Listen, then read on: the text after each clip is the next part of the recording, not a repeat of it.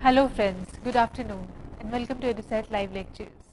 Dear friends, today in political science we will try and ponder over India as a federal polity. In this lecture we will try to understand the nature of Indian federalism, its ongoing evolution and the transformation that Indian federal polity is undergoing and is continually undergoing. To discuss this topic, we have with us our subject expert, Dr. Satish Kumar Jha. Dr. Jha is Associate Professor in Department of Political Science in Aryabhatta College, University of Delhi. Dr. Jha has over 25 years of teaching experience and his area of expertise lies in political theory and Indian political thought.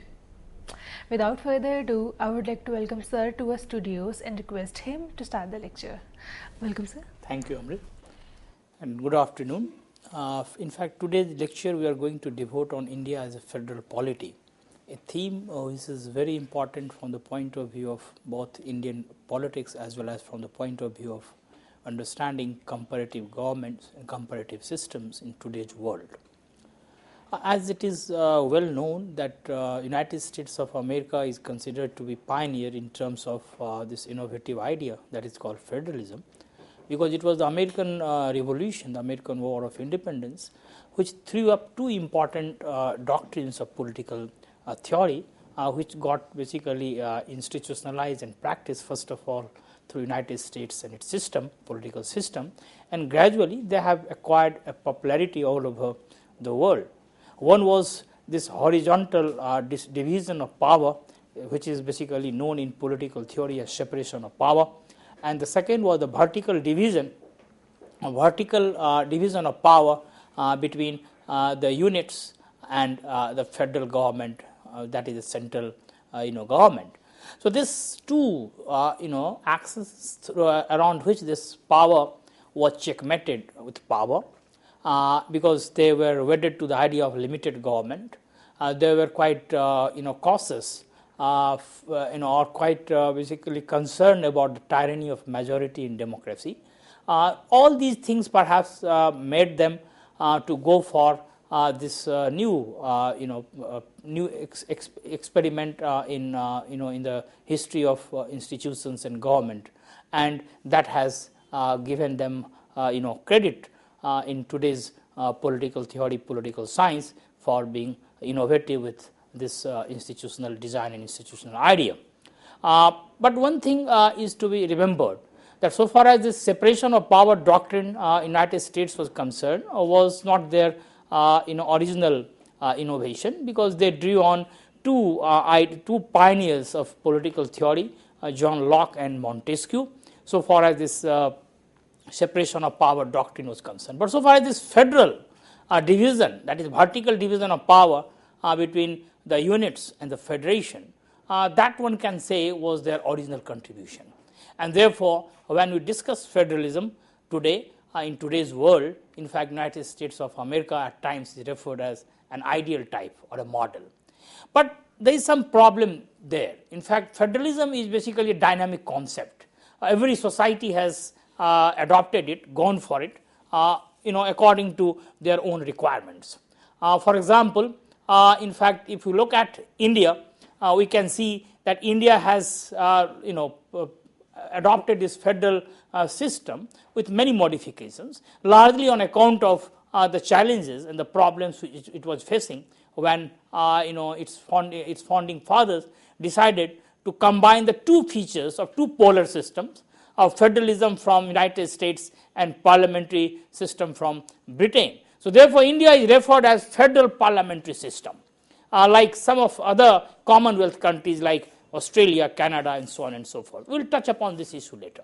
But one thing is very clear, that this evolution of modern nation state from Westphalian model to this federal model, and we have already seen that in Europe, most of the states were Westphalian in terms of its principles of national undivided sovereignty or the monastic view of sovereignty. And this federal model, which emerged in the United States of America and gradually became popular world over, including in India, was a deviation from this Westphalian model of sovereign nation state. Here in this federal model, sovereignty is divided within the country among various units, but still the national identity or national sovereignty remains intact. So this was some sort of innovative concept. Now, one thing is to be remembered, that since it is a dynamic concept, every country in fact chooses to go federal according to its own requirements, according to its own challenges, and therefore the design basically which is adopted is basically fabricated or is created keeping in mind the social, economic, cultural dynamics of that particular society, and India is no exception. For example, India as a federal polity, one can say, in fact is to some extent the creation of British colonial power in India, particularly through Act of 1935. This was the first federal provision in India. But one thing I need to mention here, that this 1935 Act never could take off that way, because there were two provisions of 1935 Act. One was regarding provincial autonomy, and the second was regarding federal division or federal distribution or federal governance at the central central parliamentary level, which didn't happen, largely on account of the fact that the princes who were supposed to join this federation were reluctant from the very beginning, and they refused to join. So therefore the second component of 1935 Act didn't materialize. So therefore Britain, during British period, India basically continued to be governed on basis of 1919 Act, that is Montagu-Chelmsford Reform Act, and therefore this 1935 Act, as far as the federal provision is concerned, never took off. So this is something during the colonial period. But then it was a major intervention. It was a major churning which took place through 1935 Act. For example, the kind of problem India was facing on account of the religious minorities, accommodating religious minorities, and the kind of hope they had reposed in this federal mechanism, particularly the Muslim League, till 1928, because till that time this concept of separate nation or the two nation theory had not basically crystallized the way it got crystallized later. So they were wedded to this idea of provincial autonomy within a federal setup. To some extent, one can say it was an idea of confederation, which is different from a federation, because in confederation units retain a lot of autonomy, and to some extent one can say also political sovereignty. Only on certain issues they confederate or they come together. So basically the idea of confederation type of federation in India was popular among many minority groups at that time, particularly Muslim League, which later on spearheaded a movement for a separate nation state, and that resulted into the partition of the country. But one thing is very important here to remember, that federalism as a normative value, as an institutional value, as institutional design, became popular in political discourse during colonial period itself.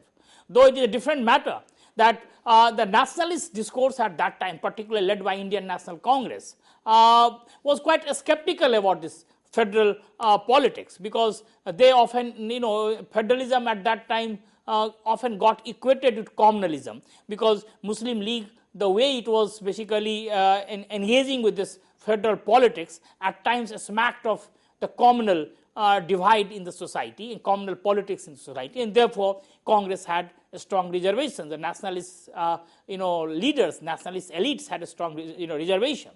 But that completely got transformed after partition and independence. So much so that federalism became important component of Indian constitutional document, Indian constitutional discourse after 1950, particularly 1950 when India's constitution came into force. So therefore, federalism not only got sanctity and legitimacy, but the entire Indian polity started revolving around this normative institutional dimension of democracy. This is called federalism and federal politics. And it is here that we have to look at this emergence of this new framework through which diversity, multiplicity, cultural diversity of people were sought to be accommodated. So therefore what we find that the Indian Constitution of 1950 which was inaugurated in 1950, had a very important, innovative combination, that was a parliamentary federal system. As I alluded in the beginning, that the parliamentary system, as it is basically practiced in Britain, and which is considered the mother of parliament, the British parliament, is based on a different, altogether different concept of power and authority, and it is known as a unitary system, not federal system. And therefore, federalism is basically an outlandish idea for British system. But on the other hand, United States of America, which is not based on the parliamentary features of governance, and it is basically presidential form of government, and there we have this system of federalism, as I was mentioning earlier, their own contribution to some extent, along with separation of power, which cannot be considered as purely their own contribution, because they drew on Locke and Montesquieu. So therefore, this combination of these two polar arrangements, that is the parliamentary and federal, made Indian experiment also innovative. But I must mention here that India was not the only country. One can find similar experiments in some other countries who can be now called a Commonwealth countries, like Canada, Australia, and not only these two countries, to some extent South Africa, and so on and so forth. So this combination of parliamentary federal thing, which is at times is referred as the Commonwealth model of federalism, was also basically a kind of contribution of India along with some other countries. But one thing we should remember here, that even in the Commonwealth model, there are a lot of differences between Canada, Australia, and India. In fact, Indian case comes very close to Canada, because it was the British Parliament which drafted the constitution for Canada, and when they were drafting this 1935 Act for India, they basically imitated or copied many things from what they had done for Canada, of course with many differences. And 1935 Act later on became important source for Indian constitution. Therefore, one can find a lot of parallels, lot of similarities between India and Canada.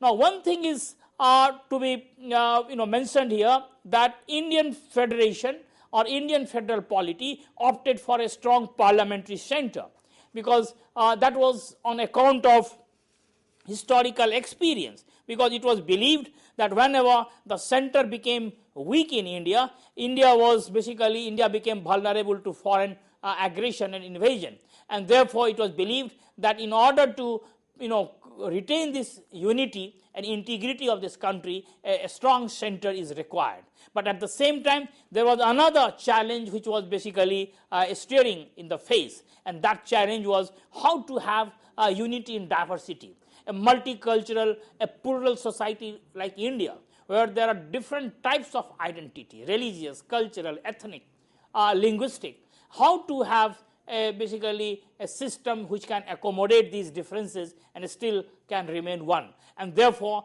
the natural choice basically fell on this federal institutional arrangement. So therefore, this parliamentary center, on account of the past historical experience of weak center resulting into basically loss of freedom, and secondly, this challenge of multicultural social situation and requirement for institutional design to accommodate these differences, basically led to this combination of parliamentary federal system in India in 1950.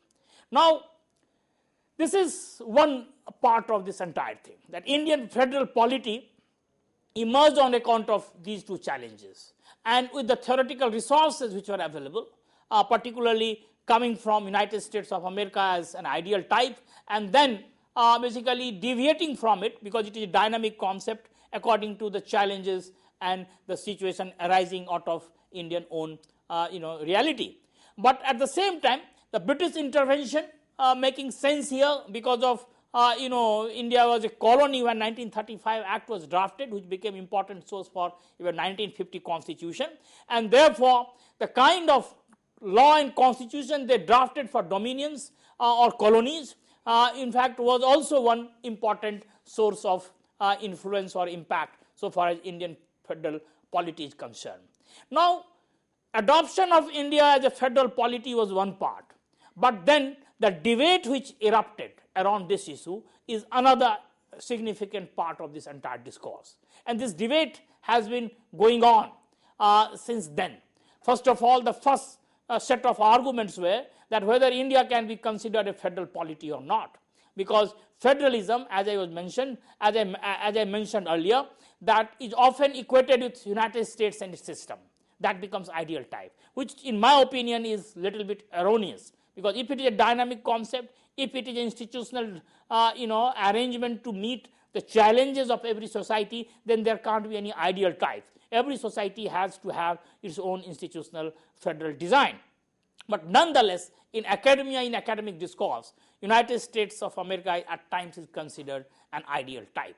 So therefore, this debate erupted that whether India comes close to that ideal type or not, or any country for that matter, when it is debated and discussed about the nature of particular federal system, it is often seen through the lens of United States of America, through the prism of American democratic institutions and democratic polity. Now, on this scale, India was found wanting, and none other than one of the high priest of federal studies, Casey Ware, basically he wrote that India is a unitary state with subsidiary federal principles, and that was not the end of it. Later on, we find that many experts, many authorities on Indian federation, on Indian federalism, kept saying a number of things in which they refused to recognize India as a pure federal polity. They often called it quasi-federal. For example, Casey Ware called it quasi-federal. Jennings, another authority on British politics and also comparative institutions and governments, even he believed that India has a federation with a strong centralizing tendency. American scholar N.D. Palmer, who worked on India, studied Indian system closely, he believed that India has a federation, but there are some features which modify them and therefore cannot qualify itself to be a federal polity. Maurice Jones, a British political scientist who specialized on Indian politics, in fact, he was the first person, not rather first person, but he looked at Indian federal design as a cooperative federalism where bargaining takes place between and among different units, and therefore he equated Indian federalism with a cooperative federalism, unlike others who basically refused to call India as a pure federal polity. And Granville Austin, another American scholar who has worked on Indian constitution, Indian politics and Indian political system, was rather the first person who used this term cooperative federalism in case of India. And we find that this cooperative federalism, like Maurice Jones and Austin, have become an important nomenclature around which people try to discuss Indian federal system today. But nonetheless, what is important to remember, so far the nature and the characteristics of Indian federalism and Indian federation is concerned, has always been a matter of dispute whether India is a federation or not. Now, one thing we should remember, that why this debate erupted, why this impression gained ground that India is not a federation or Indian federalism is quasi-federal. Now, here we should remember two things. First of all, Indian constitution, though is a voluminous document, but nowhere in inside this document we find the term federal or federation occurring. What is used rather, in fact, the term which is used in the constitution is union of states. And this union of states, not federalism or federation, has also given this misconception that India is not a federation, it is a union of states. And the explanation for this choice of word called union of states was given by none other than B.R. Ambedkar, chairman of the drafting committee of India's constitution. In fact, Ambedkar said that why we have gone for a term union of states and not federalism or federation, because he felt at that time, he said at that time, that in India this federation has emerged not due to any voluntary agreement or contract among federating units, the way it happened in United States of America and some other countries. Rather, it is the product of or creation of an act, particularly the act through which India got independent and particularly the British India became part of it. Of course, the princely states were given right to self-determination, but later on, as you know, many princely states got integrated in India, and therefore this entire thing materialized. So therefore, union of a state and federation, we get a clear-cut explanation by none other than one of the architects of India's constitution, the chairman of the drafting committee, B.R. Ambedkar, that why we have used the term union of states and not federation, because it is not a voluntary contract on the part of federating units, and the way it happened in the United States and some other countries. So therefore, union of states. So there is not much space, scope here for any misconception that because we have gone for a word called a union of states and therefore India is not a federation. We should simply look at the spirit. We should simply look at the institutional design. We should look at the characteristics through which federation is judged. And 3-4 important characteristics through which federation is judged. India meets all those requirements and conditionalities: a written constitution, independent judiciary, division of power between the units and the federation or the center. All these things we find here. Of course, the nature of division, the nature of judicial review, in fact, the nature of constitutional document, all these things vary from country to country, and therefore India cannot be equated with any of the existing federal countries. I mentioned that to some extent one finds some closeness between India and Canada, and that is on account of other set of factors, not because of the two polities share something in common historically. Historically, there is only one commonality, that both were basically ruled by the Britishers. They were the British colonies. So therefore, this is something one. Now, something there. Now, what we should also discuss, that why India was called quasi-federal by scholars like K.C. Hoare and others. What were the reasons? What were the issues? What factors propelled them to characterize it as quasi-federal? A number of things one can cite here which might have influenced or basically influenced their opinion, or might have basically prodded them to characterize it as quasi-federal. And the things which we can identify here, which perhaps militated against this idea of a federal or federal polity, which they noticed and they identified, could be put as a single citizenship. India doesn't have double citizenship, dual citizenship like some of the federal polities, including United States of America. And number 2, an extensive union and concurrent list. Number 3, the power of parliament to reorganize states under Article 3, because this is this can be done through legislation, not through amendment, as it is normally done in a federal constitution. So legislative act can reorganize the states. And number 3, common hierarchy of courts. There is not a kind of separate system of judicial adjudication at center and the state level. Rather, we have one unified hierarchical judicial system. Standing at the top is Supreme Court and at the bottom is Gram Kachari. And then you have one unified all India services catering to the needs of both federation, central government as well as the state governments or the provinces. And then you have the upper house, that is called the federal house, that is the Rajya Sabha, which is basically in India constituted on basis of population, not on principle of equality among various federating units, the way Senate is basically constituted, composed of United States of America. So upper federal chamber in India, Rajya Sabha, are not reflecting the federal spirit.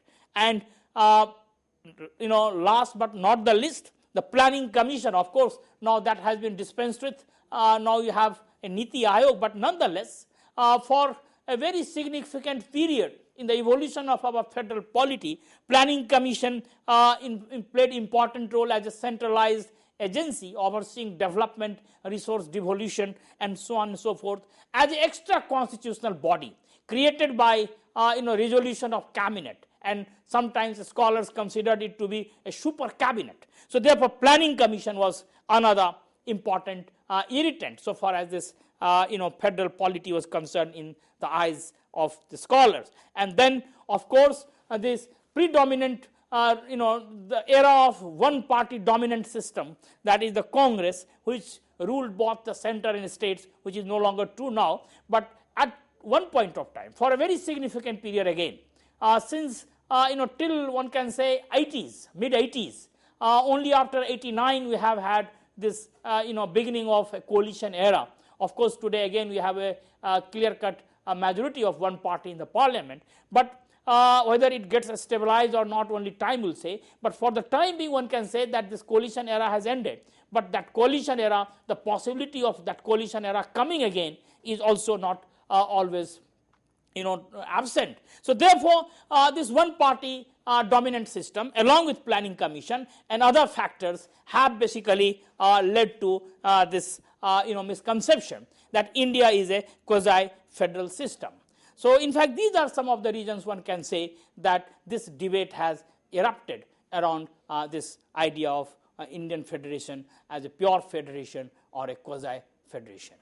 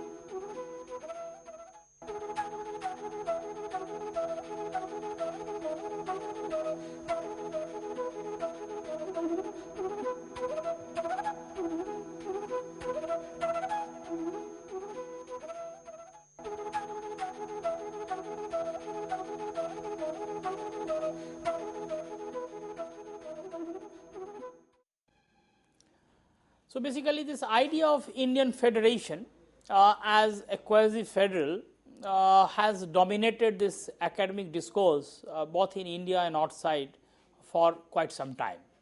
And the reasons why scholars feel that it is a quasi-federal, they have a laundry list of items, in support of their argument, starting with single citizenship to basically extensive union and concurrent list, power of parliament to reorganize states under Article 3, common hierarchy of courts, all India services, upper house on population basis, not on basis of principle of equality, centralized planning, one party dominant system as it existed till 1980s. So these are the reasons on basis of which it is believed that India has been a quasi-federal polity.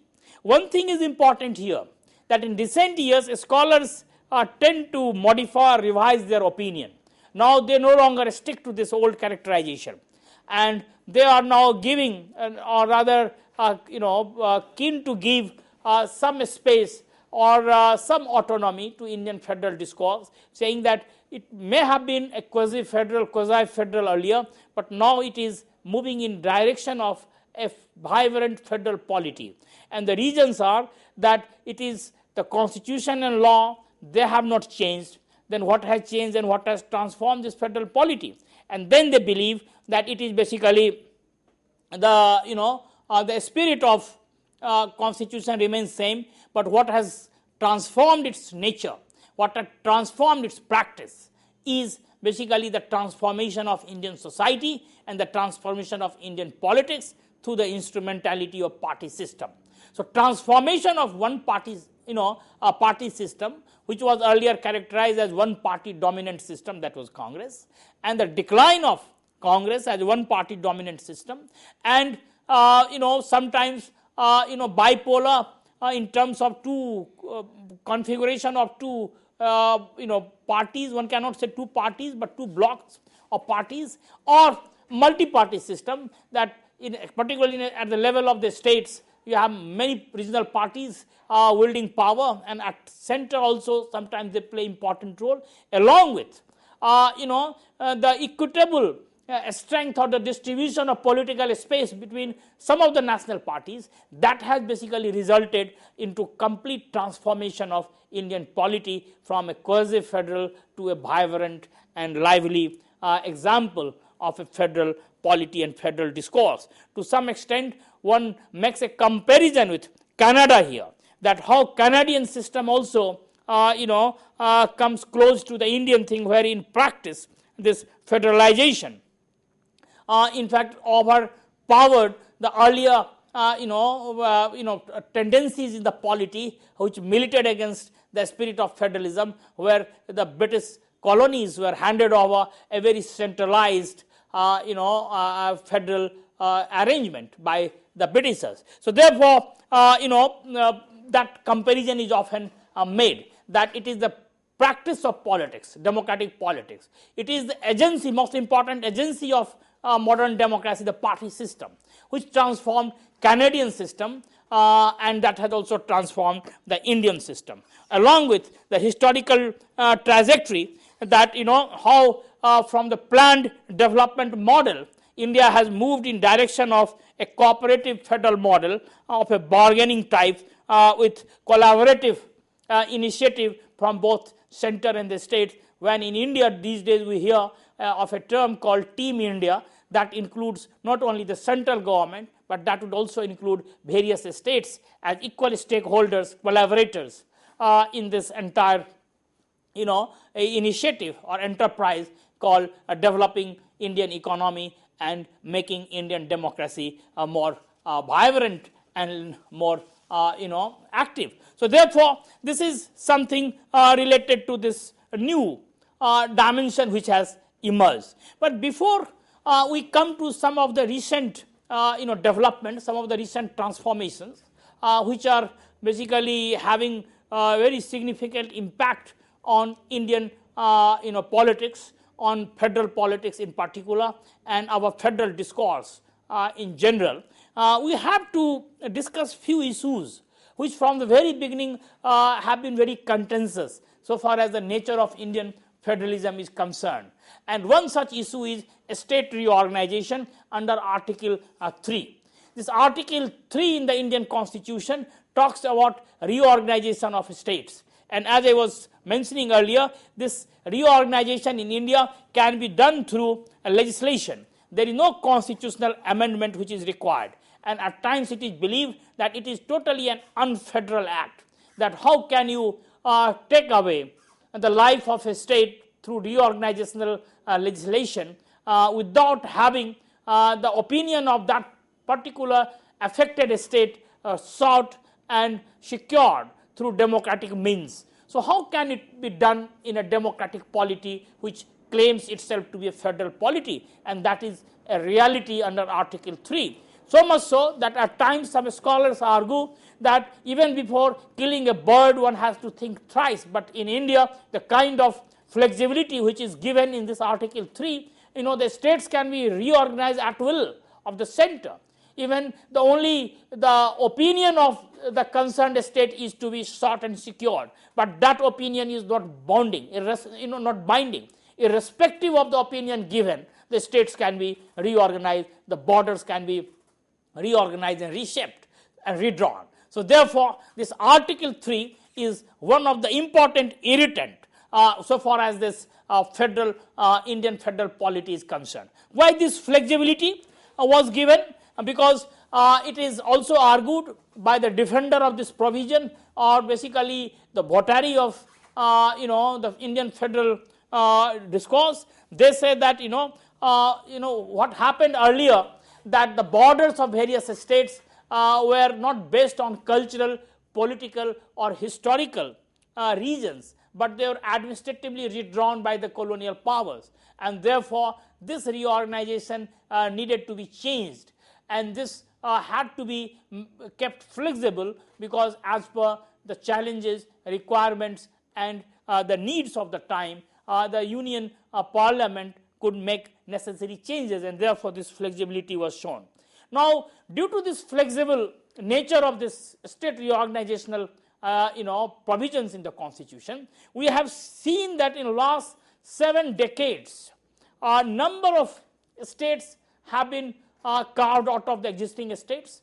Reorganizations have taken place. One can mention them in phases. The 1950s, of course, we know the State Reorganization Commission came, and on basis of its recommendation, 1956 states were reorganized. Of course, before that, Andhra was reorganized under special circumstances. So that was in 50s. In 60s, we find that some of the western and northern states were reorganized, and some of the new states emerged out of the existing ones. In 1970s, particularly the northeastern India, we witnessed a lot of reorganization of states. And in 2000, 3 new states came out of the existing ones, particularly based on their years-long demand for statehood, and that was on basis of their economic and social backwardness, and they wanted statehood to usher in a better development for their people. And particularly these 3 states which came up all together on a different principle, because the 1950s when states were reorganized, they were reorganized on the basis of linguistic identity. So language was the basis. People speaking a particular language became the part of the state as not a rule, but as per rule, but of course there are many exceptions to this rule. And then in 2000, 3 new states came on a different principle of development and backwardness. They were Jharkhand, Uttarakhand, and Chhattisgarh, coming out of the 3 existing states, Bihar, Madhya Pradesh, and Uttar Pradesh. So this is how in 2000. And then recently we have seen in around 2013-14, another state has come, but more or less on the same principle, that is the state of Telangana coming out of the Andhra, which was the old demand of the people residing in the Telangana region of Andhra, and therefore the demand was considered, and the Telangana as a separate state came in 2013-14. So therefore, if we look at the these periods, the phases through which this state reorganization has taken place in India, we can see these 4, 5, 6 phases. But one thing is very clear, that with the ease and with the kind of comfort through which the central legislation, the parliamentary legislation could bring these reorganizations and made it possible, that tells something, the flexibility which we find in Article 3 of the Constitution. So therefore, but that is not the end of the matter. Still there are some demands from different corners which are still coming for statehood, particularly smaller states. This new quest for smaller states for governance, for federal governance, is basically becoming order of the day. Recently, these days we also hear the demand for Bidar and many other similar demands coming from some of the areas in the country where they demand statehood for that particular area. So therefore, state reorganization, the way it has been done, the way the Constitution stipulates, and the way the new demands come up, that tells something, that how Indian Federation has basically been very flexible in terms of state reorganization.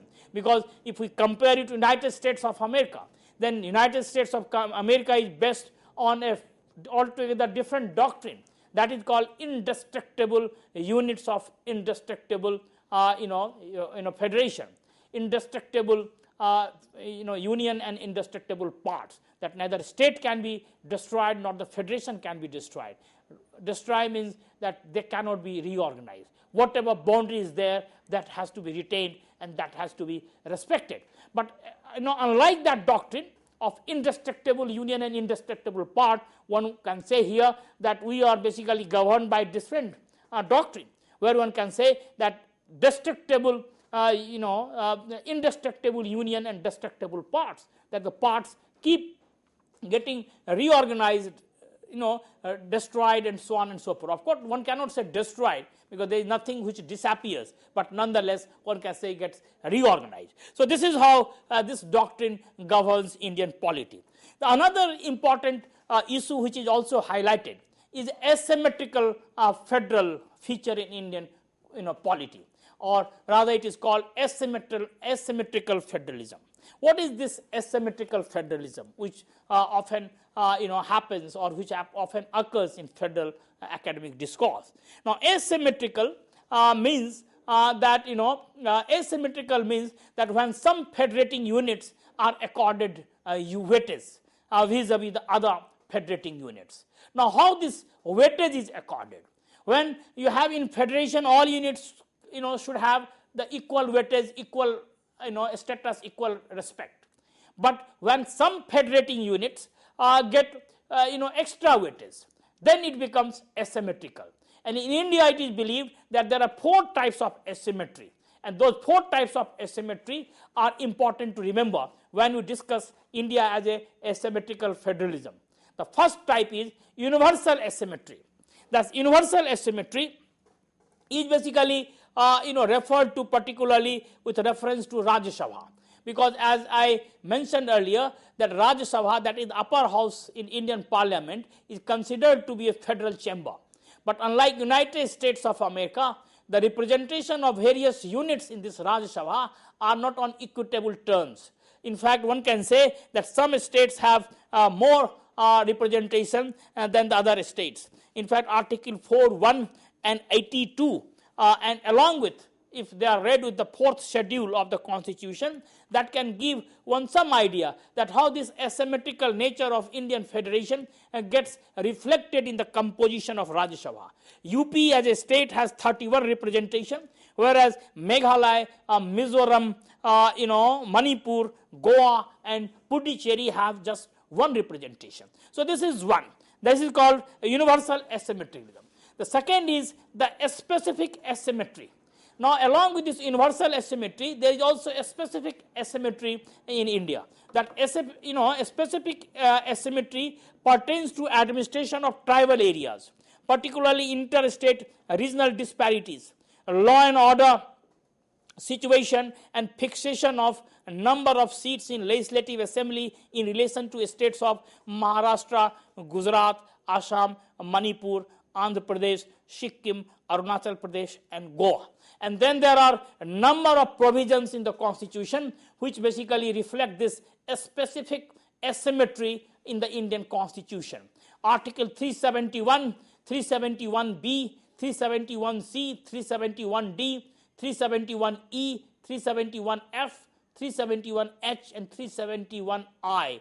These are the provisions in Indian Constitution related to these states of basically Maharashtra, Gujarat, Assam, Manipur, Andhra Pradesh, Sikkim, Arunachal Pradesh and Goa, which tell you something that how this asymmetry has been kept in the Indian Constitution, particularly on issue of regional disparities, law and order situation arising in some of the states, and fixation of number of seats in legislative assemblies in these states in relation to the states of different states. So this way, this is a kind of, one can say, a specific asymmetry. For example, if we look at a little more in detail on these factors, then we find that Article 371 talks of talks about governor of Maharashtra and Gujarat and giving them a special responsibility for the establishment of separate development board for certain backward regions of these states, particularly allocation of equitable fund and technical development of technical education and so on and so forth. So therefore 371 talks about the responsibility of the governor of Maharashtra and Gujarat. Now 371 B and C, it talks of the committee of legislative assembly of the states of Assam and Manipur, where the members who are elected in these assemblies from the hill areas and the tribal areas, they would be the part of these committees, and they will basically oversee and look after the welfare of the communities of those areas. Then similarly you have 371 D and E that talks about Andhra Pradesh, and it basically mentions that how equitable opportunities in employment and education can be created for certain parts within the state. 371 F and I, they discuss Sikkim and Goa, particularly the assembly, how the membership of the assembly will not be less than 30 members, and therefore also it mentions the responsibility of the governor, particularly for the development of the different sections in these states. And finally 371H, one can see that how for Arunachal Pradesh, law and order has been given under the custody of the governor, where governor is basically asked to function in individual judgment, particularly after consulting the Council of Ministers in certain matters, particularly obtaining from the law and order situation in the state. So therefore, one can say this universal asymmetry, a specific asymmetry, these two things we have discussed with reference to Rajya Sabha, composition of Rajya Sabha, and then special provisions regarding certain states. Then you have the third dimension of this asymmetry, which is basically making Indian federalism asymmetric federalism, is the concept of union territory. Now this is the third asymmetry. Now union territory is basically a kind of unit in Indian federation, which is not basically like the other states, which are 29 in number. Now there are 7 union territories, and there are also there is a difference among these union territories, which we will touch upon later. Now why they were designated as union territory? These territories, in fact these territories of the country were too small to be accorded the status of the state, and therefore culturally they are also different from the neighboring states. Therefore it was not possible to merge them with their neighboring states. And among these union territory, there is also a concept of a national capital region, that is national capital territory of Delhi. So therefore even within a union territory you have a lot of variation and diversity. Now of course there was another characteristic of these union territories, that they are located in far flung areas, and therefore many of them are off coast, like Andaman and Nicobar, or one can say there are some off coast territories, Lakshadweep, and so on and so forth. So therefore it was not possible to club them with the neighboring states. Culturally they were different, territorially they were basically far away from the neighboring states, and therefore they had to be a different category for them, different status for them. And since they were too small, therefore they could not be accorded the status of a state. Therefore union territory nomenclature fitted the bill.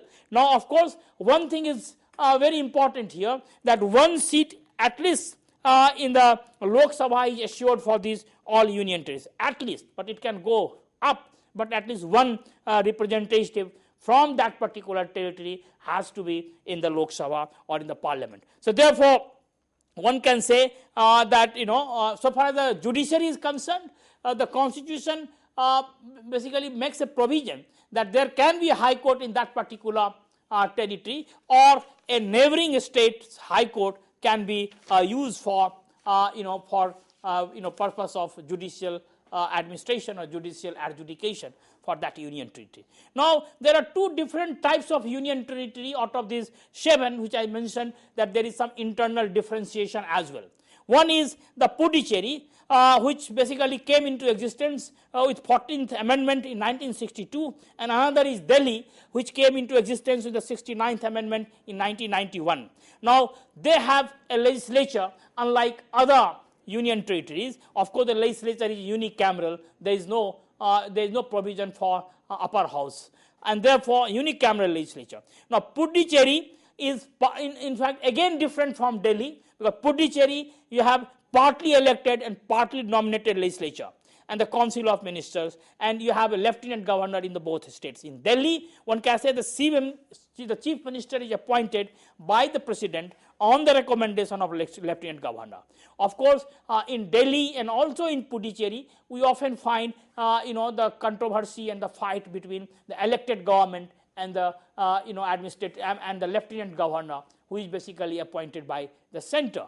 In fact in Delhi this matter has reached even to the courts, particularly the Supreme Court and the High Court, that what should be the constitutional jurisdiction of operation and functioning of the two functionaries, lieutenant governor and the Council of Ministers headed by Chief Minister. So this controversy is keeps erupting between these two union territories. So therefore, the third asymmetry, having again inside a kind of asymmetry between the other union territories and Puducherry and Delhi, is to be kept in mind. And finally, and perhaps the most notable asymmetry that can be called a special asymmetry, that pertains to Article 370, which applies to Jammu and Kashmir, and Nagaland 371A, and Mizoram, that is 371G. So these are the special asymmetries, in fact, in the Indian Constitution, particularly 370, Jammu and Kashmir, which is at times a matter of political debate in the country,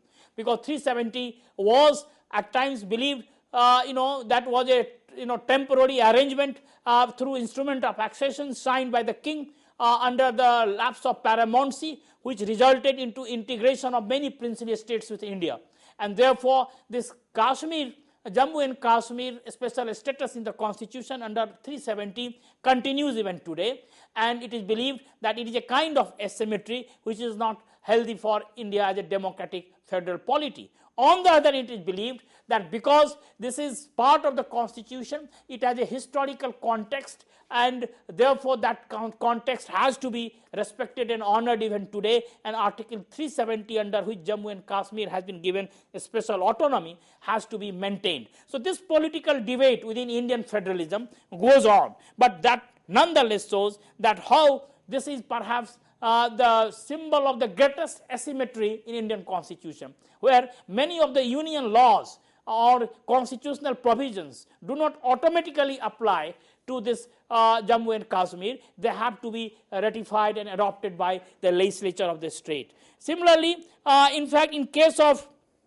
as I mentioned, 371A and 371G, particularly parliamentary statutes to be extended to Nagaland and Mizoram with the consent of the legislature of these states. Now, if these, the law, if the law relates to religion or the social practice of Nagas, Mizos, and if it applies, relate to customary laws, ownership, transfer of land, then definitely the consent of the state is to be sought. So therefore, this is a kind of a special asymmetry. Now, along with this asymmetrical federalism, there is a third dimension, that is the division of power between the center and states. This is also at times referred that it is a kind of a feature which militate against the spirit of federalism, because union has been given, the union government has been given more power on all three accounts: legislative, administrative, and financial. But this is not possible to discuss here in detail about this division, maybe sometime later. Now, the next is this intergovernmental relations, because every federal polity requires a clear-cut blueprint, institutional design through which the intergovernmental relationship is managed. When I talk of intergovernmental relationship, basically two governments in the country. One, the government at the state level, and the government at the federal level, the central level. Now, there is a possibility often of disputes, and there is a possibility of interaction. How this can be managed? There are certain constitutional authorities, constitutional bodies like Finance Commission, like Election Commission.